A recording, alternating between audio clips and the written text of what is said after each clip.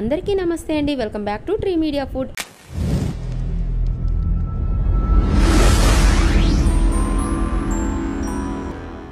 ఎలా ఉన్నారు అందరూ? అరగంట నుంచి గంట పాటు చేసే ఒక వంటని వీడియో షూట్ చేసి కుదించి 5 నిమిషాల్లో మీకు అర్థమయ్యేలాగా చెప్పటం అంటే మామూలు విషయం ఏం కాదండి. అంత ఈజీ అయితే ఏం కాదు, చేసే వాళ్ళకి మాత్రమే తెలుస్తుంది.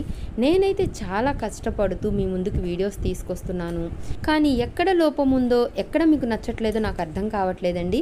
ప్లీజ్ దయచేసి నాకు కింద కామెంట్ చేయగలరు, నాకు సజెస్ట్ ఇవ్వండి ఎలా చేయాలి, ఏమున్నాయి మైనస్లు అనేవి.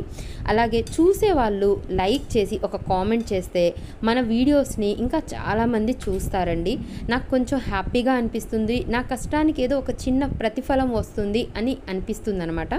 మీ కామెంట్ కోసం ఎదురు చూస్తూ ఉంటానండి.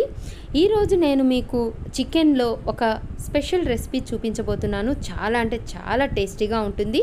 మరి అది ఎలా చేసుకోవాలో ప్రాసెస్ ఏంటో స్టార్ట్ చేసేద్దామా? ముందుగా ఒక మిక్సీ జార్లోకి గుప్పెడు కొత్తిమీర, గుప్పెడు పుదీనా ఆకులు, ఒక 5-6 పచ్చిమిరపకాయలు, ఒక 2 అంగుళాల అల్లం ముక్కలు, ఒక 6-7 వెల్లుల్లి రెబ్బలు, మీడియం సైజు ఉల్లిపాయని ఇలా కట్ చేసి వేసుకోండి. అలాగే ఒక 10 జీడిపప్పులు, ఒక 10 వరకు మిరియాలు కూడా వేసేసి కొంచెం వాటర్ యాడ్ చేసుకొని బాగా మెత్తగా గ్రైండ్ చేసుకొని పేస్ట్ చేసేసుకోండి. ఈ పేస్ట్ని ఇలా పక్కన పెట్టేసుకోండి. తర్వాత ఒక 1/2 కేజీ చికెన్ని బాగా శుభ్రంగా కడిగి తీసుకోండి. ఇప్పుడు ఈ చికెన్లో మనం మిక్సీ వేసి పెట్టుకున్న ఈ మసాలా పేస్ట్ని వేసేయండి. మీరు తినే కారాన్ని బట్టి పచ్చిమిరపకాయలు, మిరియాలు అనేవి యాడ్ చేసుకోండి. మనం ఇందులో కారం అస్సలు యాడ్ చేయమండి, కాబట్టి పచ్చిమిరపకాయలు కొంచెం ఎక్కువ తీసుకోండి. ఈ పేస్ట్ వేసిన తర్వాత ఇప్పుడు రుచికి సరిపడినంత ఉప్పు, ఒక 1/2 టీ స్పూన్ పసుపు, 1 టీ స్పూన్ ధనియా పౌడర్, 1 టీ స్పూన్ వేయించిన జీలకర్ర పొడి, 1 teaspoon garam masala, 1 teaspoon chaat masala కూడా వేసేసి వీటితో పాటు ఒక అరచెక్క నిమ్మరసం, తర్వాత 2 టేబుల్ స్పూన్ల చిక్కటి పెరుగు, అలాగే 2 టేబుల్ స్పూన్ల ఫ్రెష్ క్రీమ్. ఒకవేళ ఫ్రెష్ క్రీమ్ లేకపోతే పాల మీగడని కూడా వాడుకోవచ్చు అనమాట, కానీ ఖచ్చితంగా యాడ్ చేయండి. ఇవన్నీ వేసేసి ఈ చికెన్కి పట్టేలాగా బాగా మిక్స్ చేసేసి ఒక 5 నిమిషాల పాటు ఇలా బాగా మిక్స్ చేసుకొని దీన్ని ఖచ్చితంగా ఒక గంట పాటు పక్కన పెట్టేసేయండి.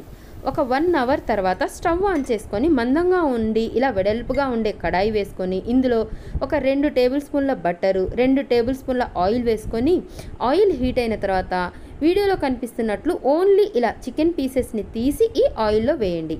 ఆ మసాలా గ్రేవీని వేయకుండా ఈ చికెన్ పీసెస్ని మాత్రమే తీసి ఈ ఆయిల్లో వేసేసేయండి. ఇలా పీసెస్ మొత్తాన్ని పరుచుకోండి. ఒకేసారి అయినా చికెన్ పీసెస్ మొత్తాన్ని ఫ్రై చేసుకోవచ్చు, లేదా 2 టైమ్స్ అయినా చేసుకోవచ్చు అనమాట. మీడియం ఫ్లేమ్లో మూత పెట్టేసి మధ్యలో కలుపుకుంటూ ఈ చికెన్ పీసెస్ని ఒక 5 to 6 మినిట్స్ పాటు ఫ్రై చేయండి. ఆ తర్వాత హై ఫ్లేమ్లో ఒక 2 నిమిషాల పాటు ఎర్రగా వచ్చే వరకు వేయించుకోండి. మొత్తం మిక్స్ చేసేసేయకుండా వీడియోలో కనిపిస్తున్నట్లు ఇలా ఒక్కొక్క పీస్ని తిప్పుకుంటూ బాగా ఇలా రెడ్గా వచ్చే వరకు ఫ్రై చేసి ఆ తర్వాత ఈ చికెన్ పీసెస్ని ఒక ప్లేట్లోకి తీసుకొని పక్కన పెట్టేసేయండి. తర్వాత ఇదే ఆయిల్లో మిగిలిన చికెన్ పీసెస్ కూడా ఇలాగే వేసుకొని మీడియం ఫ్లేమ్లో ఒక 4-5 మినిట్స్ ఫ్రై చేసుకొని తర్వాత హై ఫ్లేమ్లో ఒక 2 మినిట్స్ ఫ్రై చేసుకొని వాటిని కూడా తీసేయండి. ఈ గ్రేవీని అలా సైడ్ ఉంచండి, మనం తర్వాత వాడుకుందాం అనమాట.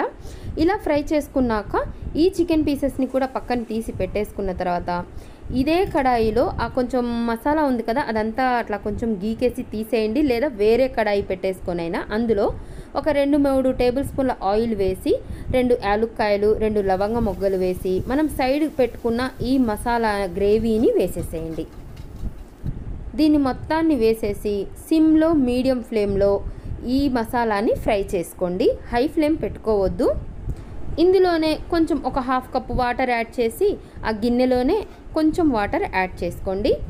దీన్ని మరొకసారి మిక్స్ చేసుకొని మూత పెట్టేసి ఒక 2 నిమిషాల పాటు ఉడికిస్తే చూడండి, ఇలా ఉడుకుతున్నప్పుడు మనం ఫ్రై చేసి పెట్టుకున్న ఈ చికెన్ పీసెస్ని వేసి ఒకసారి మిక్స్ చేసేసుకొని మీడియం ఫ్లేమ్లో మూత పెట్టేసి ఒక 5 నుంచి 6 నిమిషాల పాటు ఉడికించుకోండి.